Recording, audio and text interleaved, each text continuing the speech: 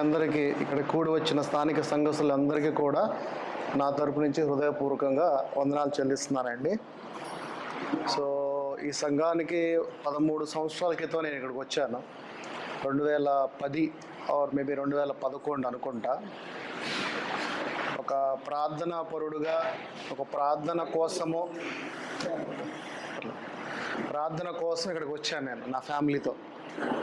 అన్నయ్య దగ్గరికి ప్రార్థన చేయించుకుందామని సో ఇక్కడ రావడం జరిగింది. సో మీలాగే అక్కడ కూర్చొని ఇనే స్థాయి నుంచి ఈ రోజున ఆయన ఎదురుగానే ఇక్కడ సేవ మీకు వాక్యాన్ని బోధించడానికి సో ఈ విధంగా నాకు అవకాశం వచ్చినది చాలా సంతోషంగా ఉంది. ఒక దైవజనుడి దగ్గరికి ప్రార్థనకు వచ్చి ఆయన ప్రార్థనలోనే నేను ఇప్పుడు ప్రసంగం చెప్తున్నాను అంటే అది ఒక సంతోషకరమైన విషయమే.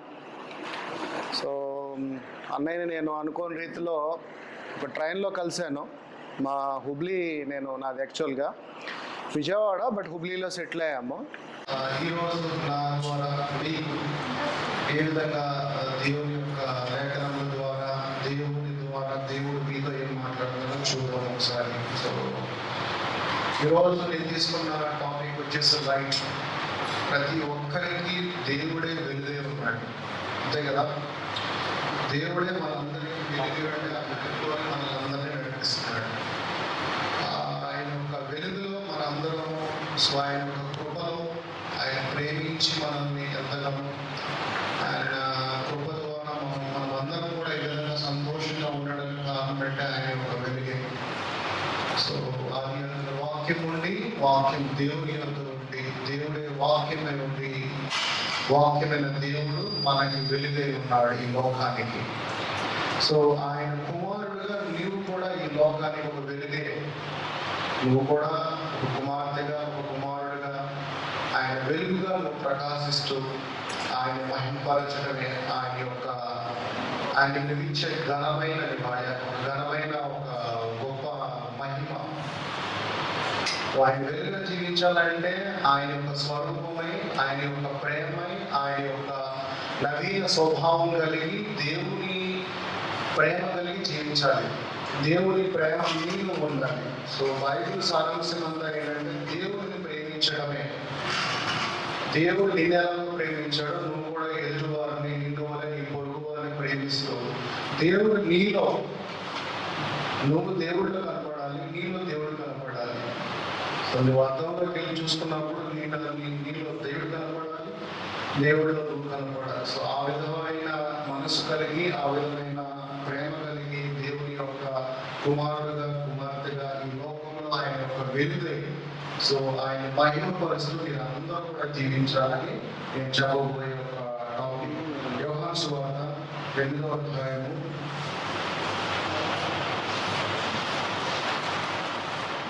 12వ వచనం. మరలా యేసు నేను లోకమునకు వెలుగును, నన్ను వెంబడించువాడు చీకటిలో నడుక జీవము వెలుగు కలిగి ఉండనని, జీవము కలిగిన వెలుగు కలిగి మనం ఆయనతో కలిగి నడవాలని చెప్తున్నాడు. నేను లోకమునకు వెలుగు, నన్ను వెంబడించువాడు చీకటి నుంచి బయటకి వచ్చి వాడు జీవము వెలుగై ఉండదని చెప్తున్నాడు. మనము మన ప్రభువుని అనుసరిస్తే ఆయన యొక్క వెలుగు నీ మీద ప్రకాశించి నీలో ఉన్న చీకటి అంటే నీ యొక్క శరీర అపవాది స్వభావం కలిగి ఒక ఆ జీవితం నుంచి ఆయన యొక్క వెలుగును పొందుకుని ఆయన యొక్క వెలుగును నడుస్తామని ఇక్కడ దేవుడు చెప్తున్నాడు. సో ఈ లోకానికి నీవు కూడా ఒక వెలుగు ఉన్నామని దేవుడు మాట్లాడుతాడు. అదే యోహాను సువార్త 1వ అధ్యాయము 4-5 ఆయనలో జీవం ఉండేను, జీవం మనుషులకు ఏమైంది? వెలుగై ఉంది. ఆ వెలుగు చీకటిలో ప్రకాశించుచున్నది కానీ చీకటి దానిని గ్రహింపకుండేను. ఎందుకంటే దేవుని వెలుగు ముందు చీకటి అనేది ఉండదు. ఆ చీకటి ఆ వెలుగు యొక్క శక్తిని గ్రహింపకుండా ఆ యొక్క చీకటి మనకి అపవాదిగా ఉండి మన అపవాది సైడ్ తీసుకుని వెళ్తున్నాడు. కానీ చీకటి కన్నా గొప్పది వెలుగు. ఆ వెలుగే దేవుడు. ఆ దేవుడి యొక్క కుమారుడిగా మనం కూడా వెలుగు, ఆయన యొక్క వెలుగుని మహిమపరుస్తూ, ఆయన యొక్క కుమారుడిగా మనం అందరం కూడా వెలుగుపరుస్తూ జీవించాలి. కీర్తనల గ్రంథము 119వ అధ్యాయము 105.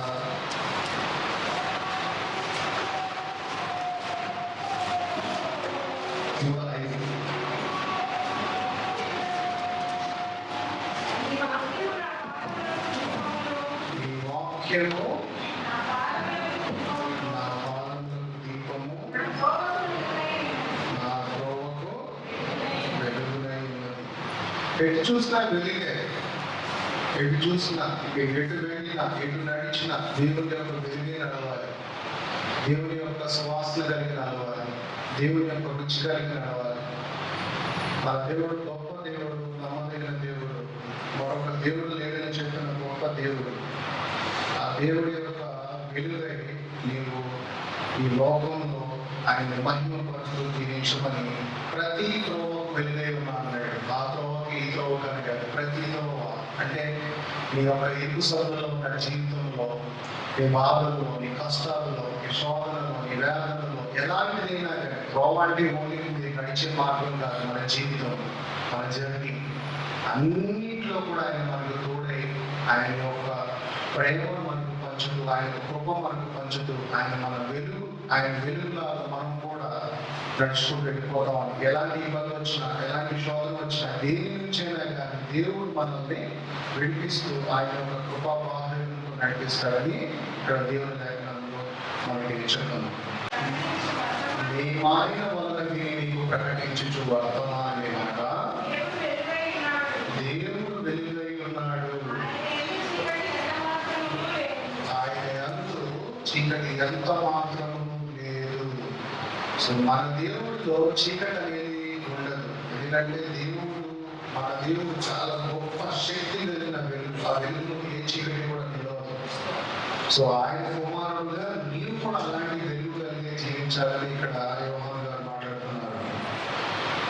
అదే జాన్ 1:7 కూడా చూడండి. అయితే ఆయన వెలుగులో ఉన్న ప్రకారము మనము వెలుగులో నడిచేయడలా మనము అన్యోన్య సంహాసము గలవారై ఉండుము. అప్పుడు ఆయన కుమారుడైన యేసు రక్తము ప్రతి పాపము నుండి మనలను పవిత్రులుగా చేయును. ఆయన వెలుగు నీలో ఉండాలంటే ఆయన వాక్యం నీలో ఉండాలి. ఆయన వాక్యము నీ హృదయ పలకల మీద దేవుని వాక్యాన్ని మీరు రాసుకోవాలి. ఆయన వాక్యము నీ హృదయ పలకల మీద ఉండి నీ నోటి ద్వారా జీవం కలిగిన మాటలను మీరు మాట్లాడాలి. ఇదంతా జరిగితే ఆయన ఆ యొక్క వెలుగులో మీరు ఉన్నారని, ఆ యొక్క వెలుగులో మీరు నడిచినలా మనమందరము అన్యోన్య సంహాసము గలవారై ఉండుము. అప్పుడు ఆయన కుమారుడి అయిన యేసు రక్తము ప్రతి పాపము నుండి మనలను పవిత్రులుగా చేయను. ప్రతి పాపం అన్నాడా, కొన్ని పాపములు అన్నాడా? సో పాపానికి ఎటువంటి లిమిటేషన్ లేదు. సో ప్రతి పాపము నుండి మనలను పవిత్రులుగా చేయను. ఎక్కడుంటే ఆయన యొక్క వాక్యము వెలుగు ఈ హృదయంలో ఉంటే ఈ సమస్త పాపములన్నిటిని కూడా ఆయన రక్తము ద్వారా కడిగి వేస్తాడు. అప్పుడు మీరు ఆయన యొక్క వెలుగుగా ప్రకాశిస్తూ ఉంటారు. మేబీ మన శరీరాలు, మనం వెలుగు అనగానే శరీరానుసారంగా అప్లై చేసుకుంటాం. అసలు దేవుడితో సహవాసం ఏదైనా కానీ ఈ శరీరంతో దేవుడితో కలిగి జీవించమన్నాడు. దేవుని యొక్క ఆత్మగా, దేవుడు ఆత్మగానే మనతో మాట్లాడాడు. ఆయన యొక్క స్పిరిట్గా మీరు దేవునితో కలిసి సహవాసంగా జీవించండి. ఈ శరీరంతో మేబీ ఇక్కడ ఉన్న 60 సంవత్సరాలు 70 సంవత్సరాలు ఉంటాం తప్ప, కానీ ఆత్మగా మీకు మరణం లేదు. మేబీ మనము శరీరానుసారంగా కష్టాలు కానీ, శోధనలు కానీ, వేదనలు కానీ, దుఃఖంలో కానీ, లేకపోతే సిక్నెస్లో కానీ ఉంటాం. కానీ ఆయన యొక్క ఆత్మకి ఎటువంటి మరణం లేదు. ఆయన ఆత్మకి ఎటువంటి మరణం లేదు. సో ఈ యుగ యుగములు ఆయన ఆత్మగా ఆనందిస్తావు. ఎప్పుడు నీలో ప్రభు ఆత్మ నివసించినప్పుడు నీవు ఆయన ఆత్మని నీలో, నీ హృదయంలో, దేవుడు ఎక్కడో లేడు, నీలోనే ఉన్నాడు. నీలో ఉన్న దేవుడితో నువ్వు సహవాసం చేస్తూ ఆయన ప్రేమిస్తూ ఆయన చెప్పిన లేఖనాలు ఏదైతే ఉన్నాయో ఈ ప్రార్థనలో ప్రతిరోజు ఆయన చెప్పిన వాగ్దానాలన్నీ కూడా నెరవేరాలని ప్రార్థన చేయండి. ఎడతెగక ప్రార్థన చేయమన్నాడు. పొద్దునెప్పుడు సాయంత్రం ఎప్పుడు కాదు, ఎడతెగక ఎప్పుడు కూర్చున్నప్పుడు, నుంచున్నప్పుడు, పని చేస్తున్నప్పుడు, నడిచేటప్పుడు, ఎక్కడికి వెళ్ళినప్పుడు సూచిస్తూ ఆరాధిస్తూ ఆయన యొక్క మాటలను మీరు ప్రార్థన చేసుకుంటా ఉంటే అప్పుడు మీరు ఆయన వెలుగులో ప్రకాశిస్తున్నట్టు, ఆ వెలుగులో ఉన్నట్లయితే మీకు ఎటువంటి రోగము మిమ్మల్ని ఉండదు, ఎటువంటి ఇబ్బంది శోధనగా ఏమి రాదు. సమృద్ధిగా మీ కుటుంబం, మీ పిల్లలు అందరూ కూడా సంతోషంగా ఉంటారు. ఎప్పుడు ఆయన కాపుదలలో ఆయన యొక్క వెలుగులో మీరు ఉన్నప్పుడు ఆయన వెలుగు మీరు జీవిస్తారు. కాబట్టి మీ వెలుగు ఇంకొకటి మీదకి వెళ్ళాలి. మీరు జీవించే క్రైస్తవ జీవితం ఎదుటి ట్రాన్స్ఫర్మేషన్ అవ్వాలి. మిమ్మల్ని చూసి మీరు ఇంత బాగా ఎలా ఉంటున్నారంటే దేవుని మాత్రం మీలో ఉండదు. నువ్వు దేవుని కుమార్తెగా దేవుని మహిమపరుస్తూ ఎదుటి వాడికి నీ వెలుగుని ప్రకాశింపజేయాలి. ఆయన వెలుగు మన మీద ప్రకాశించేసినప్పుడు నీ వెలుగు ఇంకొకటికి ప్రకాశింపజేయాలి. ట్రాన్స్ఫర్ అవుతూ ఉండాలి మీ వెలుగు ఎప్పుడు కూడా. అప్పుడే ఈ వెలుగు లోకానికి వెలుగై ఉందని లేఖనం చెబుతుంది.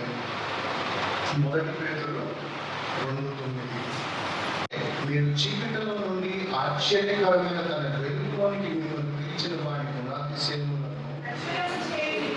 ప్రచురించే నిమిత్తము ఏర్పరచబడిన వంశము,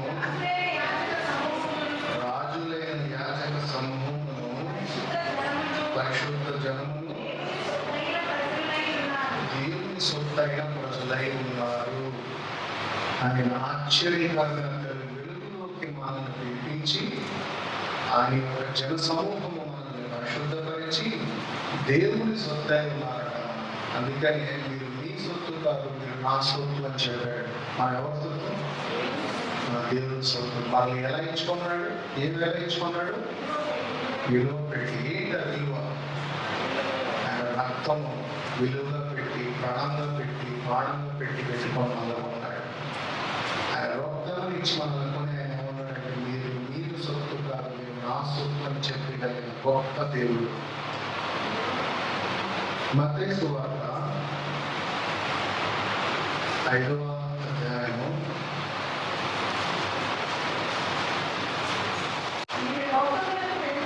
'మీరు ఈ లోకమునకు వెలుగై ఉన్నారు,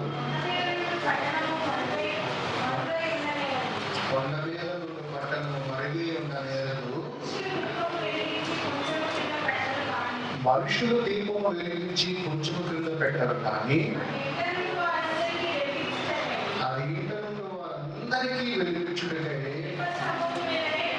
దీప స్తంభము మీదనే పెట్టుదురు. మనుషులు మీ సత్క్రియలను చూసి పరలోకమందున మీ తండ్రిని మహిమపరచునట్లు వారి ఎదుట మీ వెలుగు ప్రకాశింపనీయుడి. ఎవరి ఎదుట? మీ క్రియలు, మీరు ఎలా జీవిస్తున్నారు, మీ జీవితం ఎదుటివాడికి, మీ సత్క్రియలు, మీ క్రియలు, మీరు జీవించే రోజువారి ఏదైతే క్రియలు ఉంటాయో ఎదుటివాడికి అది ఏమిచ్చిందంట? మీ వెలుగుని ప్రకాశింపజేస్తుందంట. ఎలా? దేవుని ప్రేమను బట్టి. దేవుడు దీన్ని ఎలా ప్రేమించాడు? తన ప్రాణం పెట్టి అంతగా ప్రేమించాడు. ఆయన రక్తం ఇచ్చి మిమ్మల్ని కొన్నాడు. ఆయన యొక్క ప్రేమ, ఆయన యొక్క స్వభావము అది నీలో కనపడాలి. మిమ్మల్ని ఎవరైనా చూసినా కానీ దేవుని బిడ్డగా, ఎంతో శాంతికరంగా, సమాధానకరంగా, ఎదుటివాడి అక్కరలో, ఎదుటివాడి లేమిలో, ఎదుటివాడి బాధలో మీరు కూడా పాల్పంచుకుని ఎదుటివాడి వరకు ప్రార్థన చేయడం, ఎదుటివాడి గురించి మీరు కూడా వారి యొక్క ఆపదల్లో, కష్టాల్లో కూడా మీరు ఉండటం. ప్రభు ఇలాగే ఆయన ఒక ప్రేమ కలిగి ఆయన జీవించాడు. అలాగే ప్రేమ కలిగి మనమందరం కూడా ఆయన వెలుగులాగా జీవించినప్పుడు ఆ వెలుగు ఇంకొకరికి ప్రకాశింపనీయుడే అని చెప్తున్నాడు ఇక్కడ. ఓకే, కీర్తనల గ్రంథం 27:1 యెహోవా నాకు వెలుగును రక్షణై ఉన్నాడు, నేను ఎవరికి భయపడను. యెహోవా నా ప్రాణదుర్గము, ఎవరికి వెళ్తానో. ఇక్కడ ఏమంటున్నాడు? యెహోవా నాకు తోడై ఉండి ఆయన యొక్క రక్షణై ఉన్నాడు, నేను ఎవ్వరికి భయపడను. ఎందుకంటే దేవుని కుమార్తెగా ఆయన వెలుగు నీ మీద ఉంటే మనం ఎవరికి భయపడాల్సిన అవసరం లేదు. ఎందుకంటే సృష్టికర్త నీలో ఉన్నాడు ఒక వెలుగుగా. ఈ ఆకాశం భూమిని సృష్టించిన సృష్టికర్త నీలో ఉన్నప్పుడు మనం ఎవరికి భయపడాలి? మనం ఎవరికి భయపడాల్సిన అవసరం లేదు. ఎందుకంటే జీవం కలిగిన తండ్రి, సత్యం కలిగిన తండ్రి నీలో నివసిస్తున్నప్పుడు నువ్వు ఎవరికి భయపడాల్సిన అవసరం లేదు. ఎందుకంటే యెహోవా సైనికులకు అధిపతి అయిన యెహోవా నీ తరపు నుంచి రాజ్యమాడతాడు, నీ తరపు నుంచి యుద్ధం చేస్తాడు. యుద్ధం ఎవరిది? యెహోవాదే. నీ అపవాది నుంచి యుద్ధం చేస్తాడు, నీ శత్రువుల నుంచి యుద్ధం చేస్తాడు, నీ శోధన నుంచి యుద్ధం చేస్తాడు. నీ చుట్టూ, నీ వాతావరణంలో, నీ సమాజంలో నీకు ఇబ్బంది కలిగించేవాడు అందరి మీద కూడా యుద్ధం చేస్తాడు. ఆయన యుద్ధం ముందు ఎవరు కూడా నిలవలేరు. ఆయన ఒక వెలుగు నిరీక్షణ కలిగి ఆయన యొక్క వెలుగు రక్షణగా తీసుకుంటే నువ్వు ఎవరికి కూడా భయపడాల్సిన అవసరం ఈ లోకంలో లేదు. అంత గొప్ప దేవుడు మన దేవుడు. ఎఫెసీయులకు రాసిన పత్రిక 5వ అధ్యాయము 5, 8, 9. మీరు పూర్వమందు చీకటై ఉంటుంది, ఇప్పుడైతే ప్రభువునందు వెలుగై ఉన్నారు. వెలుగు ఫలము సమస్త విధములైన మంచితనము, నీతి సత్యమును వాటిలో కనబడుచున్నది. చాలా బాగా. మీరు పూర్వము చీకటై ఉండేది. ఎప్పుడు? రక్షింపబడక ముందు యేసు ప్రభువుని సొంత రక్షకుడిగా అంగీకరించిన మనం అందరం కూడా చీకటిలోనే ఉన్నాం. ఎప్పుడైతే మీరు ఆయన అంగీకరించి ఆయన మీ సొంత రక్షకుడుగా, మీ రాజుగా, మీ ప్రభువుగా మీరు అంగీకరించారో అప్పుడు మనందరం కూడా ఆయనలో మనము వెలిగే ఉన్నాము. ఆయన మనల్ని ఈ జగత్ పునాది వేయక పడక మునిపే ఆయనలో మనల్ని ఏర్పరచుకున్నాడు. ఎక్కడ ఏర్పరచుకున్నాడు? క్రీస్తులో జగత్ పునాది వేయబడక మునిపే మనందరినీ ఆయనలో మనం నిర్మించుకున్నాడు. ఓకే, సో నీతి అంటేనే దేవుడు. యాక్చువల్గా నీతి అంటే మన శరీరాంశాలను అప్లై చేసుకున్నాం కాదు. నీతి అంటేనే దేవుడిలో సత్యం ఉంది. వాటిలో ఆ సత్యము, నీతిలో దేవుడు కనబడుచున్నాడంట. ఎందుకంటే ఆయన జీవం కలిగిన నేనే మార్గము, నేనే సత్యము, నేనే జీవము అన్నాడు. సో ఆయనలో జీవం ఉన్నది, ఆయనలో సత్యం ఉన్నది, ఆయనే మార్గమై ఉన్నాడు. ఎక్కడికి పరలోక రాజ్యాన్ని వెళ్ళడానికి. 2 కొరింథీయులు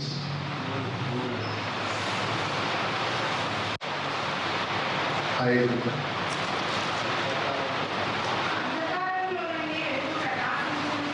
అంధకారము నుండి వెలుగు ప్రకాశించును గాక అని పలికిన దేవుడైతే తన మహిమను గురించిన జ్ఞానము యేసుక్రీస్తునందు వెల్లడిపరచుటకు మా హృదయములలో ప్రకాశించును. అంధకారంలో నుండి వెలుగు ప్రకాశించును గాక పలికిన దేవుడే తన మహిమను గురించిన జ్ఞానము యేసుక్రీస్తునందు వెల్లడిపరచుటకు మా హృదయములలో ప్రకాశించను. ఎక్కడైనా ప్రకాశించేది మన హృదయంలో. ఎలాగా? యేసు ప్రభు ఏమై ఉన్నాడు? ఆయన ఒక వాక్యమై ఉన్నాడు. వాక్యము శరీరధారిగా ఎవరి మధ్యలో వచ్చాడు? మన మధ్యలోనే ఆయన వాక్యము దేవుడుగా, శరీరధారిగా, కృపాసంపూర్ణుడుగా మన మధ్యలో నివసిస్తున్నాడు. ఆయన జ్ఞానం, ప్రభు అంటేనే జ్ఞానం. ఆ జ్ఞానం కలిగిన యేసుక్రీస్తు వెల్లడిపరచుటకు మా హృదయంలో ప్రకాశించడం. ఎలా ప్రకాశిస్తాడు? ఆయన వెలుగుగా ప్రకాశిస్తాడు. ఆ వెలుగు నీళ్ళు ఉండాలంటే ఆయన యొక్క వాక్యము ఎప్పుడు నీ హృదయంలో, నీ హృదయ పలకల మీద ఎప్పుడు ఉండాలి. దేవుని వాక్యము మ్యాక్సిమం మీరు ప్రతిరోజు దేవుని వాక్యాన్ని చదవండి, దేవుని వాక్యాన్ని నేర్చుకోండి. దేవుని వాక్యమే ఒక జ్ఞానం. ఈ లోక జ్ఞానము దేవుని ముందు ఏమై ఉంది? వెరితనమే ఉంది. సో ఆ వెరితనమైన ఈ లోక జ్ఞానం కోసం మనం పరిగెడుతున్నాం. కానీ దేవుడే మనకు జ్ఞానంగా ఉన్నప్పుడు మనకి లోక జ్ఞానం వాటితో సంబంధం లేదు, పని కూడా లేదు, ఎటువంటి అవసరం లేదు. ఈ యొక్క దేవుని గ్రంథమే, దేవుని మాటలే మనకి జ్ఞానమే ఉన్నప్పుడు ఆ జ్ఞానంలోనే మనకి అన్నీ కూడా ఈ పాదాల దగ్గర తీసుకొచ్చి పెడతా అన్నాడు. ఎక్కడ తీసుకొచ్చి పెడతాడు? మన పాదాల దగ్గర తీసుకొచ్చి పెడతా అన్నాడు. సో దేవుడు నమ్మదగిన వాడు కాబట్టి ఆయన చేసిన వాగ్దానాలు ఏదైతే ఉన్నాయో మనం చేసుకునే ప్రార్థనలు అన్నిటిలో కూడా ఆయన వాగ్దానాల ద్వారా ఆయనకు మనం సమర్పించుకొని, ప్రభువా నీవు నాకు ఈ వాగ్దానం చేశావు, ఈ వాగ్దానం నా జీవితంలో నెరవేర్పడుగా నేను ప్రార్థన చేసుకుంటే ఆయన వాగ్దానాలు 100% మన జీవితంలో నెరవేర్పడతాయండి. యోహాను సువార్త 9.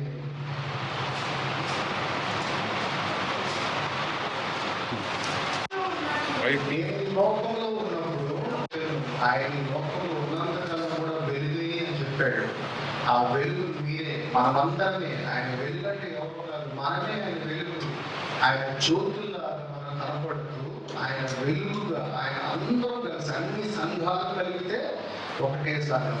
ఆ సంఘం అంతా కలిగితే ఒక వెలుగే ఉంటుంది. ఆ వెలుగు ఒక్కసారిగా ప్రకాశిస్తే అపవాదికి ఆ వెలుగును చూసి, అపవాది అంటే చీకటి, ఆ చీకటి ఆ వెలుగు ముందు ఉండదు. అందుకే ఈ లోకానికి నేను ఉన్నప్పుడు వెలుగుని దేవుడు చెప్పాడని చెప్తున్నాడు. ఓకే, యాకోబు 1:17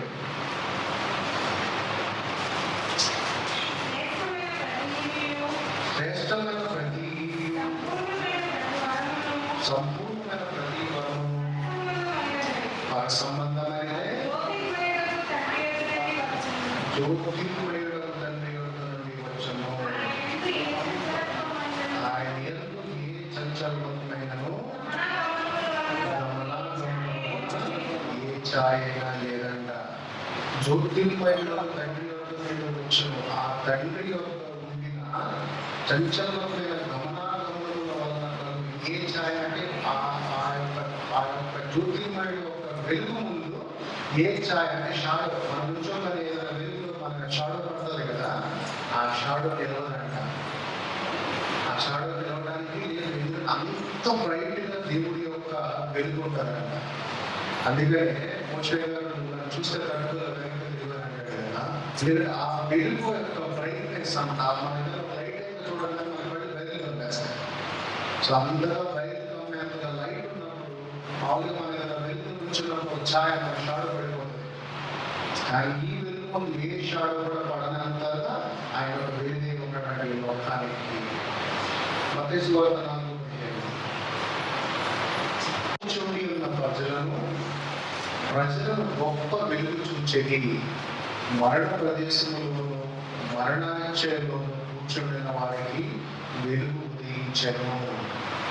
చీకటిలో కూర్చుండిన వారంటే మనము దేవుని ద్వారా రక్షింపబడినప్పుడు, అపవాది సంబంధంగా జీవించినప్పుడు చీకటిలో కూర్చొని ఉన్న ప్రజలను గొప్ప వెలుగు చూచారు. ఆ గొప్ప వెలుగే ప్రభువు. ఆ ప్రభువే మనందరికీ వెలుగే ఉన్నాడు. ఆయన మరణ ప్రదేశంలో మరణాచయంలో కూర్చుంటున్న వారికి వెలుగుగా ఉదయించాడంట. అంటే ఆయన ఎప్పుడైతే ఆయన వెలుగు నీ మీద ప్రకాశిస్తుందో నీవు మరణం అనే దాన్ని గెలిచి నువ్వు బయటికి వస్తావు. ఎందుకంటే ఎప్పుడైతే రక్షకుడుగా ప్రభువుని అంగీకరిస్తూ అప్పుడే నీ శరీరం వృద్ధి చెందినప్పుడు కానీ నీ ఆత్మకి చావు ఉండదు. ఆయన ఆత్మ ఆయన యొక్క స్పిరిట్లోకి ఆయన యొక్క లైఫ్ అనేది ప్రవేశిస్తుంది. ప్రతి జీవికి రక్షకుడు ద్వారా రక్షిస్తేనే మనం మనలోకి ఆయన యొక్క లైఫ్ అనేది ప్రవేశిస్తుంది. లేదనుకుంటే మరణం ద్వారా మనము మన శరీరానుసారంగా జీవిస్తే దాని ద్వారా పొందుకునేది మరణమే. కానీ ఆయన వెలుగుగా జీవిస్తే మరణ ప్రదేశములలోనూ మరణేచ్ఛలలో కూర్చున్న వారికి కూడా వెలుగు ఉదయిస్తారంట.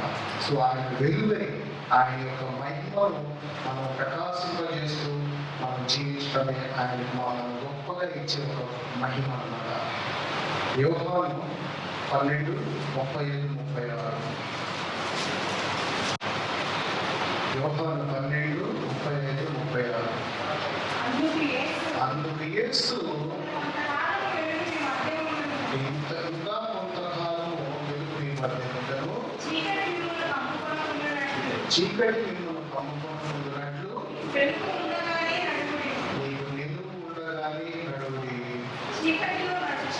చీకటిలో నడిచేవాడు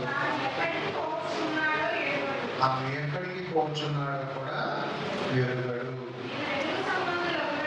మీరు వెలుగు సంబంధులు అన్నట్లు నీకు వెలుగుండగానే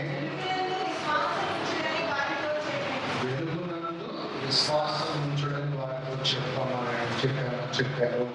చాలా సాధారణ దీపం ఉండగానే చక్కబెట్టుకోవాలి, అంతే కదా, దీపం ఉండగానే చక్కబెట్టుకోవాలి. అలాగే ఆయన వెలుగులో ఉన్నప్పుడే మనం ఆయనలోకి సమర్పించుకోవాలి. ఆ వెలుగు కనుక లేనప్పుడు నువ్వు ప్రభు రాక మునిపే నీవు ప్రభువులోకి సమర్పించుకుంటూ ఆయన యొక్క కుమారుడుగా ఆయన ద్వారా రక్షింపబడలాగా జీవించలాగా నీవు మారు మనసు పొందితేనే, రిపెంటెన్స్ చెందితేనే కానీ ఆయన వెలుగు నీ మీద ప్రకాశింపచేయదు. అందుకనే అందుకు ఏ సుందరాలంతగా నీ వెలుగు నీ మధ్య ఉండను, చీకటి మిమ్మల్ని కమ్ముకుంటున్నట్లు మీకు ఆ వెలుగు ఉండగానే నడువి. ఆ వెలుగునే మనం నడవాలంటే దేవుని యొక్క మహిమ వెలుగుగా మీ మధ్యలో మీ యొక్క హృదయంలోనే ఉండేవాడికి, చీకటిలో నడిచేవాడు తను ఎక్కడికి పోతున్నాడో వాడికి తెలియదు. అంధకార చీకటి శక్తులతో, అందుకే అపవాది స్వభావంతో జీవించేవాడు ఏం చేస్తున్నాడో వాడికి తెలియదు. వాడు వెళ్ళిపోతా ఉంటాడు, వాడు ఏదో చేసేస్తా ఉంటాడు, వాడికి తెలియదు. ఎందుకంటే వాడు ఏదో రక్షింపబడాల. దేవుని వాక్యం వాడి హృదయంలోకి వెళితే వాడిలో రిపెంటెన్స్, మారు మనసు చెందుతాడు. వాడు మారు మనసు చెందాడంటే దేవుని యొక్క వెలుగు తన జీవితం మీద ఆల్రెడీ అది ప్రకాశిస్తుంది అన్నమాట. సో దేవుని యొక్క వాక్యమే మనకు వెలుగు, దేవుడే వెలుగు, దేవుని వాక్యమే వెలుగు.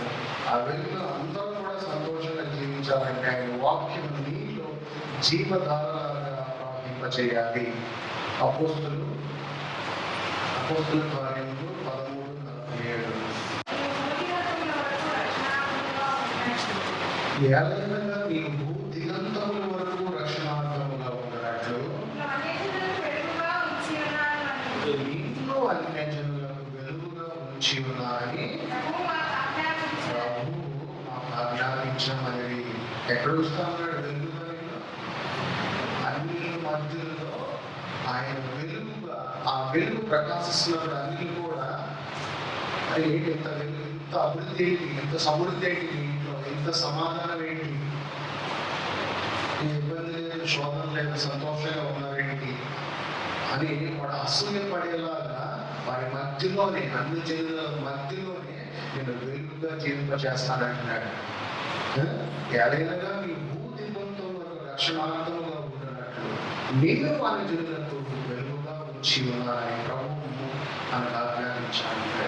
సో అన్ని జనుల మధ్యలో మీరు కూడా ఒక వెలుగై దేవుడి యొక్క మహిమను పొందుకొని, దేవుడి యొక్క ప్రేమను పొందుకొని, ఆయన ఆత్మగా, ఆయన వెలుగుగా, ఆయన యొక్క శక్తిని పరిశుద్ధాత్మ యొక్క సహవాసం ద్వారా పొందుకొని మీరు ఆయన వెలుగుగా జీవించడమే అది చాలా దేవునికి మహిమపరిచిన విధంగా. యెషయా గ్రంథము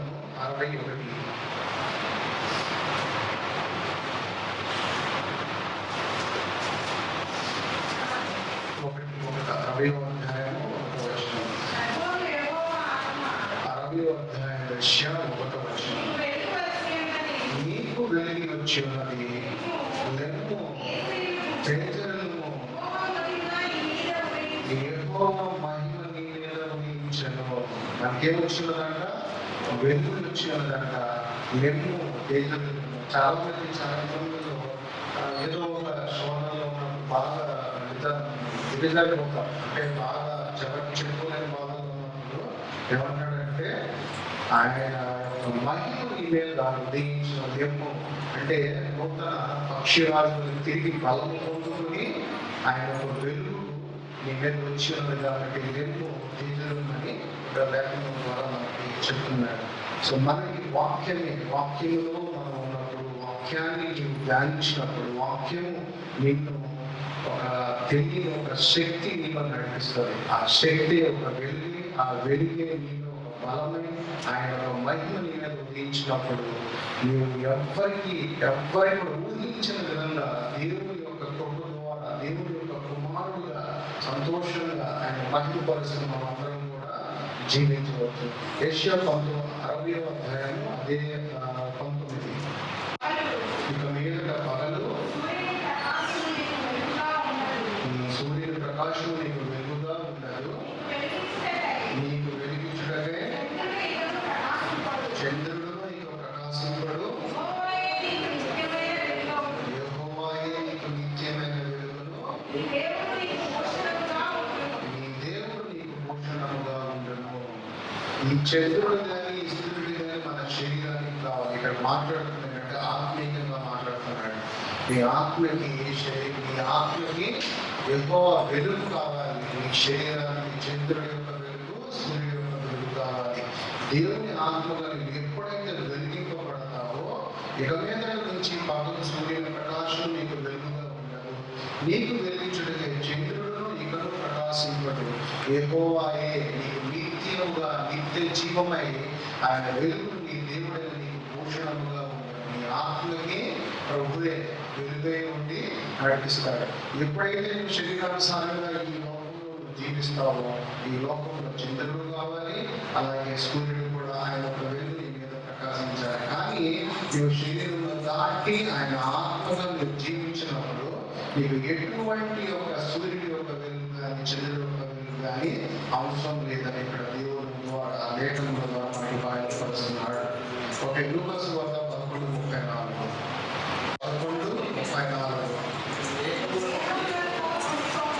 నీ దేహమునకు దీపము నీ కన్నే కనుక నీ కన్ను తెల్లగా నుండి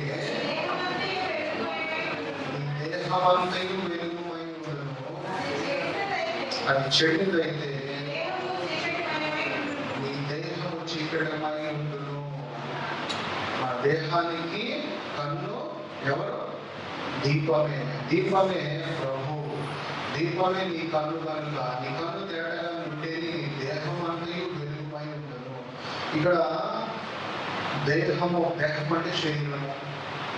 సో మీరు జీవిస్తున్నది దేహంలో జీవిస్తున్నారా, శరీరంలో జీవిస్తున్నారా, ఆయన ఆత్మగా జీవిస్తున్నారా? ఎందులో జీవిస్తున్నారు మీరు? శరీరంలో జీవిస్తున్నారా, ఆత్మగా జీవిస్తున్నారా? మనం జీవిస్తుంది ఆయన ఆత్మగా. ప్రభువు ఆత్మగా మనం జీవిస్తున్నాం. శరీరం నిష్ప్రయోజనం. శరీరంలో జీవిస్తే నాకు విరోధం చెప్తున్నాడు. ఎప్పుడైతే ఆయన సొంత రక్షకుడుగా అంగీకరించినప్పుడు నీ శరీరం ఏమవుతుందంటే వృద్ధి చెందుతుంది. అదే నీకు బాధ.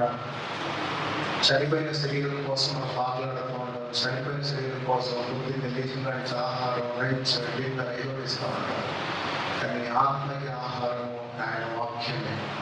ఆయన ఆత్మగా మనం జీవిస్తున్నాం కాబట్టి అది చెడినదైతే నీ దేహమునకు చీకటమై ఉందంటే నీ దేహం చనిపోయి ఉంది కదా. ఎప్పుడైతే రక్షకుడుగా నువ్వు అంగీకరించావంటే ఆ రోజు ఎప్పుడైతే నువ్వు బాప్తిస్మం తీసుకున్నప్పుడు నీ దేహం ఏమవుతుందంటే దేవునిలో సిలువ ఎక్కినట్లు అవుతుంది. సజీవులుగా యేసు ప్రభువులాగా మనం కూడా సజీవులుగానే నివసిస్తూ ఉన్నాం.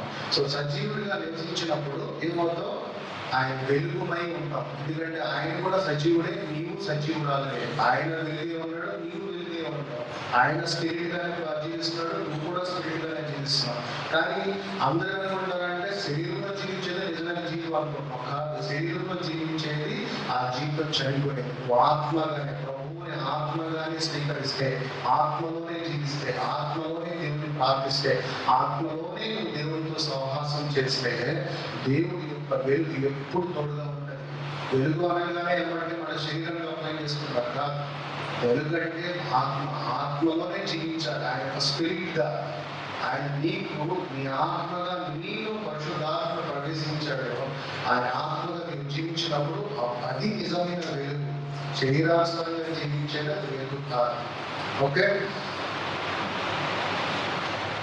35 వర్షాలు. కాబట్టి నీలో నుండి వెలుగు చీకటై ఉండకుండా చూచుకునము. 35 భాగమైన చీకటి కాక నీ దేహమంతయు వెలుగుమయమైతే దీపము తన కాంతి వలన నీకు వెలిగించినప్పుడు యథార్థ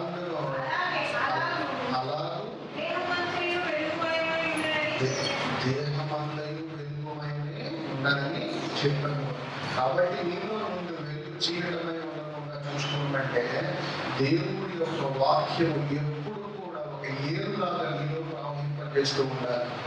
నువ్వు ఎప్పుడైతే దేవుని వాక్యం వినకుండా దేవుని వాక్యాన్ని ఏదో ఒక ఆదివారం వచ్చాము, విన్నాము, ఆసనాలకు వన్నాము, దేవుని ఆరాధించాము, మన ఆదివారం మన సోమవారాలంగానే మళ్ళా పాపంలో పడిపోతే నీలో ఆ వెలుగు ఉండదు. ఆదివారం లేదు, సోమవారం లేదు, మంగళవారం లేదు, ఎవ్రీడే 24/7 దేవుని ఆరాధిస్తూ, దేవుని ప్రార్థిస్తూ, దేవుని మహిమపరుస్తూ ఆయన వాక్యం ఎప్పుడు కూడా ఒక ఏరు ఎలాగ ఒక కాలం ఎలాగ ప్రవహిస్తా ఉన్నదో నీలో ఆయన వాక్యం అలాగే ప్రవహిస్తున్నప్పుడు ఏమిటంటే ఆయన వెలుగుగా నువ్వు ఆయన్ని వెలుగుగా జీవిస్తామని చెప్తున్నాడు. అప్పుడు నీళ్ళు ఏముండదంట, ఆయన వాక్యం నీలో ఉంటే నీలో చీకటే ఉండదు. చీకటి అనేది లేకపోతే అసలు ఏ బాధ ఉండదు, ఏ కష్టం ఉండదు, ఏ శోధన ఉండదు, ఏది కూడా నీ దగ్గర రాదని అంటున్నాడు. సో ఏ భాగమైన చీకటి కాగా నీ దేహం అంతా వెలుగుమైనట్టే దీపం తన కాంతి వల్ల నీకు వెలిగించినప్పుడు ఎలా ఉండడం అలాగే దేహమంతయు వెలుగునై ఉండమని చెప్తున్నాడు ఇక్కడ. సో మనలో ఎటువంటి ఇప్పుడు మనలో ఆర్గాన్స్ ఇప్పుడు చీకటి అయిందంటే ఎలాగంటే ఏదో రోగం అనేది మనలో ఎంటర్ అయిందంటే వాక్యం లేదా, ఆయన యొక్క వాక్యం నీలో ఉంటే ఏమవుతుంది అంటున్నాడు, ఆయన వాక్యమే ఆరోగ్యం అంటున్నాడు. సామెతలు 4:20 నా మాటలను ఆలకింపము, నా వాక్యములకు చెవియొగ్గుము, నీ కన్నుల ఎదుట నుండి వాటిని తొలగిపోనీయకము, నీ హృదయమునందు వాటిని భద్రం చేసుకున్నాము, దొరికిన వారికి అది జీవమును ఆరోగ్యం ఇచ్చము. ఏమిటి ఆరోగ్యం ఇస్తా అంటాడు, ఆయన యొక్క మాటలు, ఆయన యొక్క జీవం కలిగిన మాటలు ఎక్కడి నుంచి తొలగిపోకుండా చూసుకోమంటున్నాడు, మన హృదయము నుండి తొలగిపోనీయకము, నీ హృదయమును వాటిని భద్రము చేసుకోవడం అంటున్నాడు. నీ హృదయంలో వాటిని భద్రం చేసుకోవడము, దొరికిన వారికి అది జీవమును వారి సకల శరీరములకు ఆరోగ్యం ఇచ్చను. సో ఎప్పుడైతే ఆయన వాక్యము నీలో ఒక నదిగా ప్రవర్తిస్తూ ఉన్నదో అప్పుడు ఏ నీకు అనారోగ్యం కానీ, ఏ సిక్నెస్ కానీ, ఏ ఒక్క సమృద్ధి లేకుండా ఉండడం ఉండదు. ఆయన వాక్యమే సమృద్ధి, ఆయన వాక్యమే ఆరోగ్యము, ఆయన వాక్యమే సమస్తము, వాక్యమే దేవుడే ఉన్నాడు. దేవుడు మన మధ్య ఉన్నాడు, మన మధ్య నీలోనే ఉన్నాడు. ఆయన వెలుగే మనందరికీ ఉన్నాం. సో ఆయన వాక్యాన్ని మన హృదయంలో భద్రం చేసుకోమంటున్నాడు. ఎక్కడ భద్రం చేసుకోమంటున్నాడు, మన హృదయం ఎప్పుడు ఎడదిగా ప్రార్థన చేయమన్నాడా, లేకపోతే ఒకసారి సాయంత్రం కూడా ఎడదిగా ప్రార్థన చేయమన్నాడు. ప్రార్థన చేయాలంటే కొంతమంది చిన్నపిల్లలు ఉన్నారు, పెద్ద ఉపదేశకాండము 6:6 ఆజ్ఞాపించిన మాటలు నీ హృదయంలో ఉండవలెను, నీవు నీ కుమారులకు వాటిని అభ్యసింపజేసి నీ ఇంట కూర్చున్నప్పుడు, రోడ్డు నడిచినప్పుడు, పట్టుకున్నప్పుడు, లేచినప్పుడు వాటిని గురించి మాట్లాడవలెను, సూచనగా వాటిని చేతికి పట్టుకోవలను. ఏం చెప్తాడు, ఏం నేర్పించమంటాడు మన పిల్లలకి, ఆయన యొక్క వాక్యము. ఆజ్ఞ అంటే వాక్యము. ఆయన ఎలా జీవించాలని ఏదైతే మనకి బైబిల్ ద్వారా బయలుపరిచిన ప్రతి ఒక్క జీవం కలిగిన మాటలను మన పిల్లలకి దేవుని వాక్యం ఎప్పుడు కూడా వారి హృదయంలో మనమే భద్రపరచాలి. అలాగే మీరు కూడా వాళ్ళకి మీరు నేర్పించాలంటే ముందు మీరు వాక్యం చదవాలి. మీ హృదయంలో వాక్యాన్ని భద్రపరచుకుంటే ఆ వాక్యం మనసులకి ఎప్పుడు కూడా, ఎప్పుడు కూర్చున్నప్పుడు, పండుకున్నప్పుడు, నడిచినప్పుడు, వెళ్ళినప్పుడు, ప్రతి రోజు, ప్రతి నిమిషం వారికి ఈ వాక్యాన్ని మీరు వండుకుంటున్నప్పుడు, కూర్చున్నప్పుడు, పట్టుకుంటున్నప్పుడు, అన్ని చోట్ల దేవుని వాక్యం, మీ జ్ఞానం మీద దేవుని మాట తప్పకి వేరే మాట రాకూడదు. దేవుని మాట మీ పిల్లలకి ఎప్పుడు కూడా ఈ మాటలు నేర్పిస్తూ ఉంటే పిల్లలు ఏమవుతారు, వాళ్ళలో ఆ విశ్వాసం పెరుగుతూ ఉంటుంది. ఎలాగా, వాక్యం ద్వారా. వాక్యం ద్వారా విశ్వాసం పెరుగుతూ ఉంటున్నప్పుడు ఏంటంటే వాక్యం వాళ్ళలో నివసిస్తుంది. వాక్యం జీవం కలిగింది కాబట్టి ఆ వాక్యమే నీ పిల్లల యొక్క కెరియర్ని మంచిగా తీసుకొని ముందుకు వెళ్ళదు. సో వాక్యం ఎంత గొప్పది. యెషయా గ్రంథం 42:16.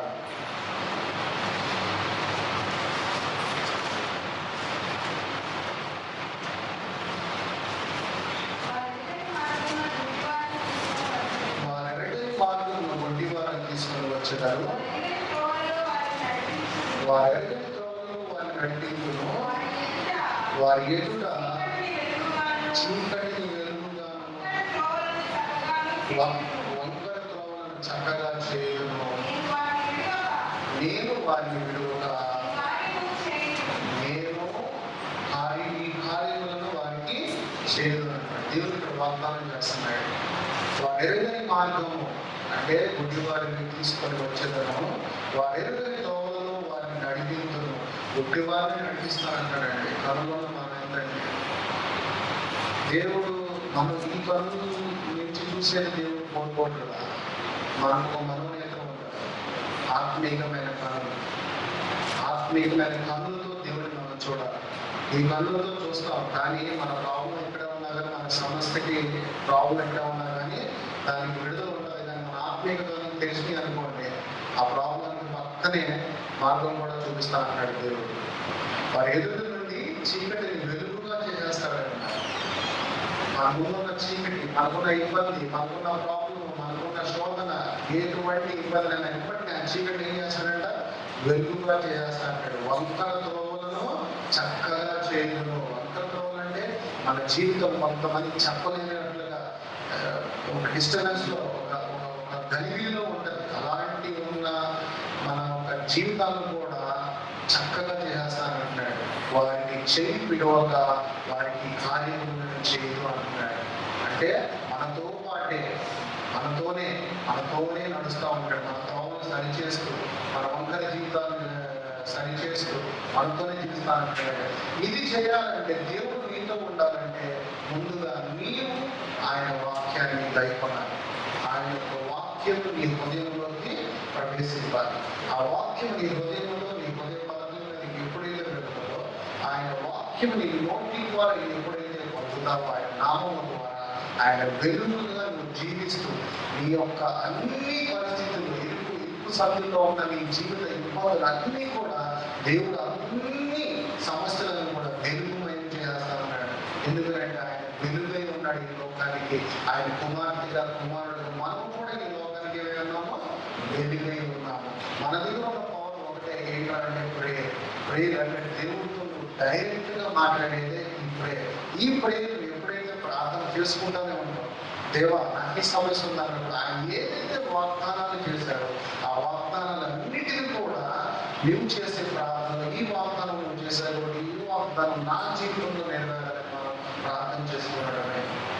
ఏమీ చేయాలంటే ఈ వాక్యం నీలో ఎవ్రీడే ఈ చెవి ద్వారా ఎప్పుడు రోజు వింటూ అలాగే నీ కళ్ళతో ఈ వాక్యం చూస్తూ చదువుతూ ధ్యానించేవాడు దివారాత్రిలో ధన్యుడు. ఈ వాక్యం నీలో ఉండేమైందంట ధన్యుడు, ధన్యురాలని. ఈ వాక్యం ఇంటనే ధన్యురాలు అని చెప్తాడు. కీర్తనలు 18:28. నా దీపం వెలిగించువాడు నీవే, నా దేవుడైన యెహోవా, చీకటిని నాకు వెలుగుగా చేయను. నా దీపం వెలిగించేవాడు నీవే, నా జీవితాన్ని బాగు చేసేవాడు నీవే, నా జీవితాన్ని సరి చేసేవాడు నీవే. నా దేవుడైన యెహోవా, నా ప్రభువైన, నా రక్షకుడైన, నా పోషకుడైన ప్రభువా, చీకటిని నాకు వెలుగుగా చేయను. నా జీవితం అంధకారంలో ఉండిపోయింది. నా జీవితము కనపడి అంధకార చీకటి శక్తులతో పోరాడుచున్నది.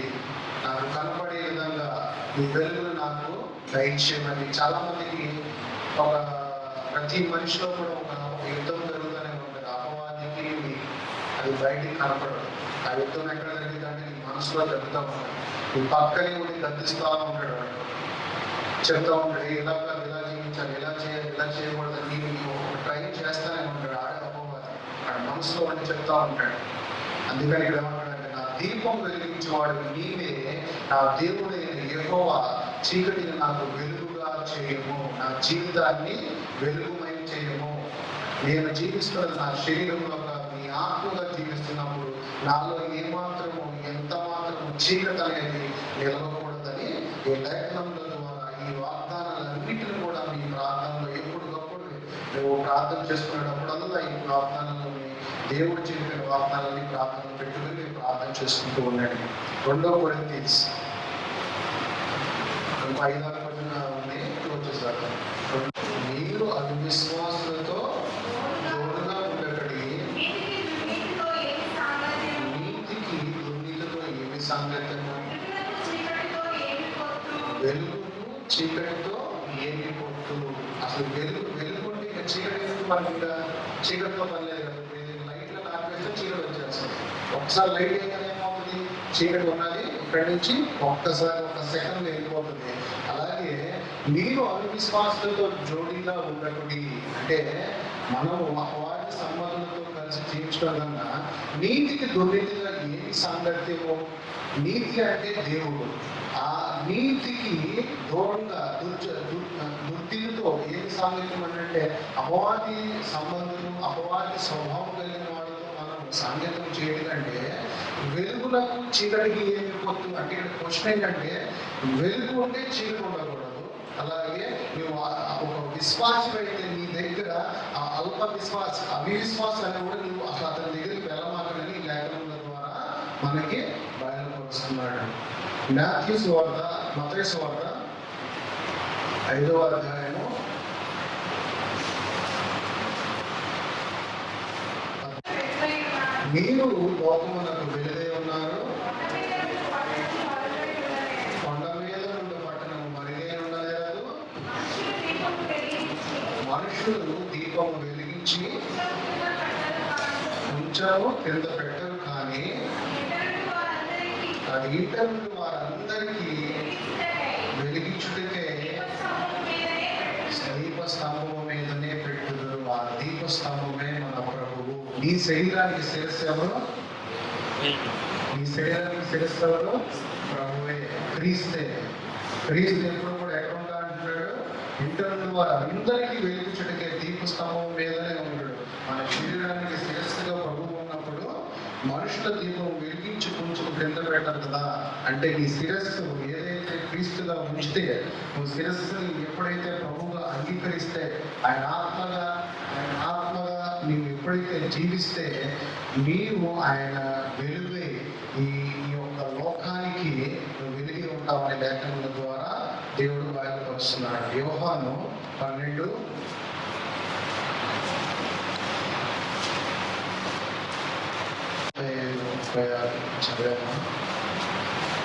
చదివేస్తున్నాను. లూకా సువార్త 8:16. ఎవడనో దీపము ముట్టించి పాత్రతో కప్పివేయడు,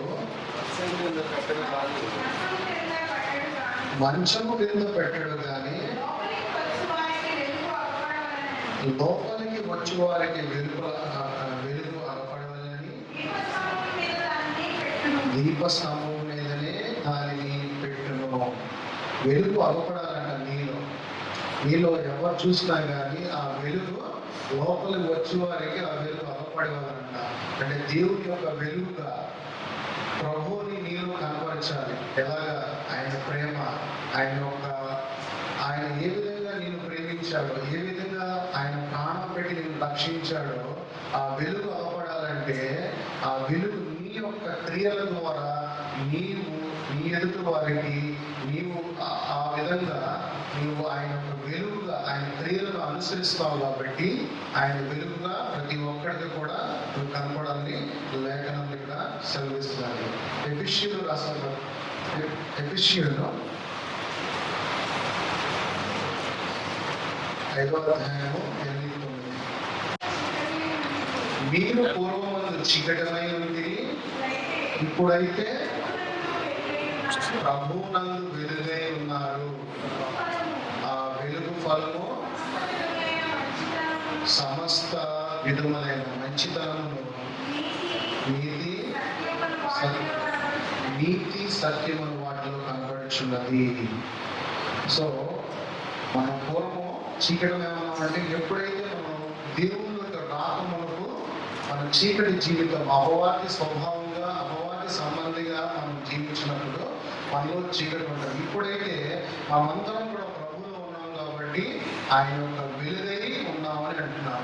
ఆయన నీతి, ఆయన సత్యము వాటిలో కనబడుతున్నదంటే మీ యొక్క జీవితంలో ఆయన యొక్క నీతి సత్యముగా ఆయన మార్గములలో నీవు కూడా మంచిగా మీకు ఆయన యొక్క మంచి కుమార్తెగా చెడుతనము, వెలుగు ఫలమును, విధములైన మంచితనమును, నీతి సత్యమును వాటన్నిటిలో కూడా మీ యొక్క జీవితంలో చేసే ప్రతి క్రియ కూడా ఆయన వెలుగుగానే ఆయన మహిమపరుస్తూనే ఆయన యొక్క కుమార్తెగా నీలో ఆయన వెలుగు కనపడుతూనే ఉండాలి. ఆయన క్రియలలో ఆయన ఏ విధంగా అయితే నేను ప్రేమించాడో అలాగే ఆ ప్రేమ నీ హృదయంలో ఉండాలి. ఆయన యొక్క మనసు ఎరిగి, ఆయన యొక్క మనసు కలిగి, ఆయన యొక్క హృదయం కలిగి ప్రభువు ఆత్మగా మీరందరూ జీవించాలని, మీ జీవితంలో ఈ వెలుగు ఇదే విధంగా ప్రకాశించాలని, మీరందరూ కూడా ఈ లోకానికి వెలిగి ఉన్నారు కాబట్టి దేవుని వెలుగుగా, దేవుని బిడ్డలుగా, అన్ని జనుల్లో జ్యోతిర్మయుడంత వెలుగులాగా మన అందరి ముందు ఎటువంటి షాడో కూడా నిలవలేనంత జ్యోతిగా అంత యొక్క మహిమగా మీరు అన్ని జనులలో మనము దేవునిని మహిమపరుస్తూ, దేవునిని ఘనపరుస్తూ ఆయన యొక్క బిడ్డలుగా మనం అందరం జీవించాలని ఈరోజు ఈ యొక్క వెలుగు అనే ఒక వాక్యాన్ని మీకు చెప్పించడానికి ప్రభు ఇక్కడ తోడుకుని వచ్చాడు. ఈ విధంగా ఇక్కడికి వచ్చి ఈ వాక్యాన్ని ఇదిగా మీతో నేను పంచుకోవడం చాలా సంతోషకరంగా ఉంది. నాకు ఈ అవకాశం ఇచ్చిన అన్నయ్యకి, జానప్రసాద్కి నా హృదయపూర్వకంగా వందనాలు చెల్లిస్తున్నాను. సో ఇంత మంచిగా ఈ వాక్యం మీరు విన్నందుకు మీకు కూడా కృతజ్ఞతలు చెల్లిస్తున్నాను. సో ఈ వాక్యం మీ జీవితాల్లో నిజంగా వెలుగుమై మీరందరూ కూడా ఈ యొక్క వాక్యం మీలో జీవమూటలాగా ప్రవహించి ఈ యొక్క వాక్యం మీకు వెలుగై తోడై ఉండి మీ యొక్క మార్గాలను, మీ యొక్క ఇబ్బందులను, మీ యొక్క శోధనలను అన్నీ కూడా మీకు వెలుగై అన్ని దావులను కూడా సరళం చేస్తూ మీకు సదాకాలం ఈ వాక్యం మీ హృదయంలో నిలిచునుగాక. ఈ వాక్యాన్ని మీ హృదయంలో పెట్టుకోండి. ఈ వాక్యం మీలో ప్రవహించాలి. మీకు ఏ ఇబ్బంది ఉన్నా ఈ వాక్యాన్ని చదవండి. ఈ వాక్యం మీలో ఉంటే సమస్తము, ఏ ప్రాబ్లం అయినా, ఏ కష్టం వచ్చినా, ఏ ఇబ్బంది వచ్చినా, ఏది వచ్చినా కానీ ఈ వాక్యమే మిమ్మల్ని నడిపిస్తుంది. ఈ వాక్యమే మీ వెలుగు, ఈ వాక్యమే మార్గము, ఈ వాక్యమే జీవము, ఈ వాక్యమే సత్యము. సమస్తము వాక్యమే. వాక్యము మీలో ఉండాలి. మీలో యేసు ప్రభు ఉండాలి. యేసు ప్రభులో మీరు ఉండాలి. నా వన్నీ తండ్రిది, తండ్రి వన్నీ నాయి, నా యందు వారిని ఇస్తే నేను వారి యందు నిలుస్తాను. సో మీరు ఆయన యందు నిలబడి, ఆయన మీ యందు నిలబడి, మీ యందు ఒక వెలుగుగా ఉండి మిమ్మల్ని ముందుకు తీసుకొని వెళ్తూనే ఉంటాడు. Thank you so much.